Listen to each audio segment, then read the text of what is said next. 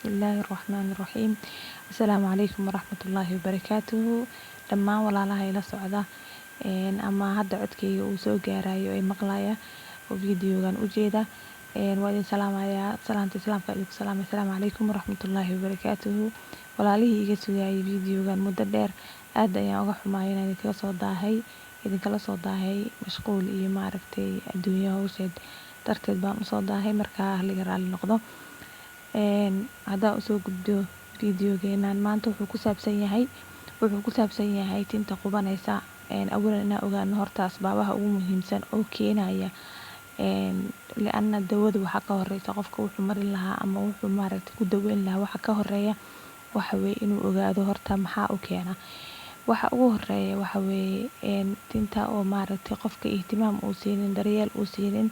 Daryeelkaas oo noqon kara gudaha oo ah xagga cunada, qofka in cunadii ama nafaqo xumo ay hayso waa arrin muhiim ah oo kaalin weyn ka qaadanaysa tinta qubashadeeda. Marka qofku waa in marka hore uu iska hubiyo waxa uu cunayo. Sidoo kale tinta haddii qofka uu maaragtay daal far badan iyo uu leeyahay waxa weeye waxay keenaysaa in tintii ay maaragtay qubato.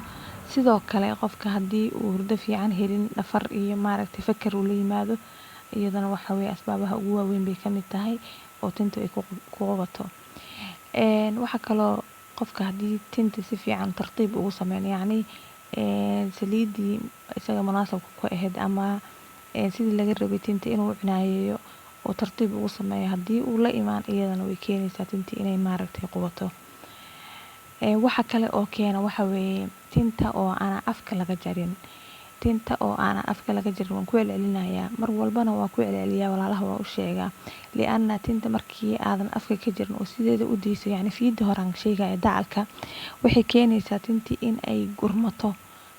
Waxa u keenaya tintaada takhasufka badanaa waa arrinkaas. Dadkuna ma ay dareensana in tintii aanba afka laga jarin. Waxaa laga yaabaa qof inaa weydiiyo goorma kugu dambeysay uu dhaho wallaahi sanad ama 2 sano muddo dhan baa igu dambeysay ama muddo dheer baa igu dambeysay. Marka waa muhiim tinta mar walba 8 week ama 3 biloodba in tintii afka laga jaro.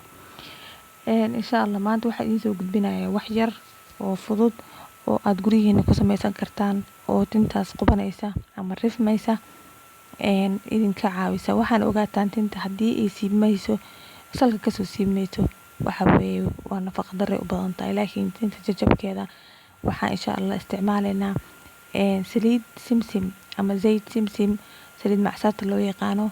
Saliidan oo maaragtay aad ugu fiican tinta haddii ay noqoto tinta inay dhalaal u yeesho, haddii ay noqoto inay malmas dari ah u yeesho, yacni tinta inay tanciim u samayso oo jilciso.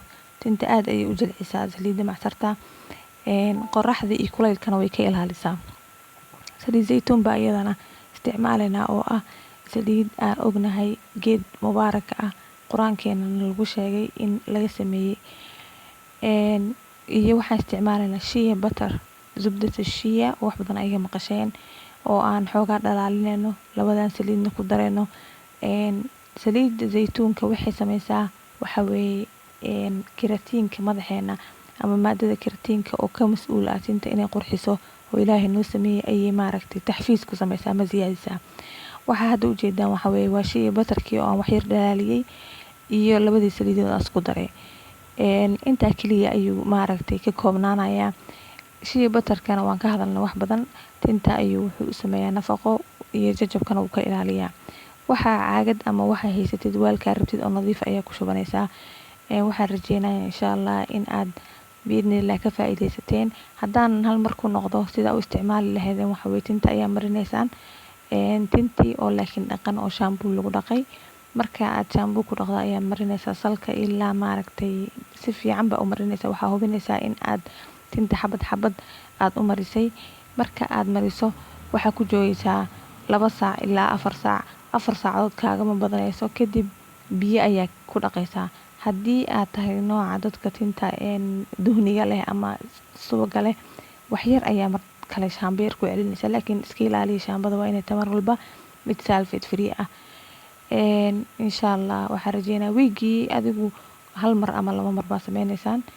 hadba waxay ku xiran tahay qofka iyo taqasufkiisa intuu la eg yahay inta qubanaysa inta la eg tahay haddii ay ziyaada tahay wiigi 2 goor haddii kalena wiigi 1 mar waxaan rajeynayaa inaad faa'iidaysateen insha Allah khayr badan baa idin rajeynayaa si mar walba videoga idin soo gaaro waxaan rajeynayaa inaad subscribe tirahdaan oo aadan iloobin insha Allah khayr baa idin rajeeyay assalaamu calaykum waraxmatullaahi wabarakaatu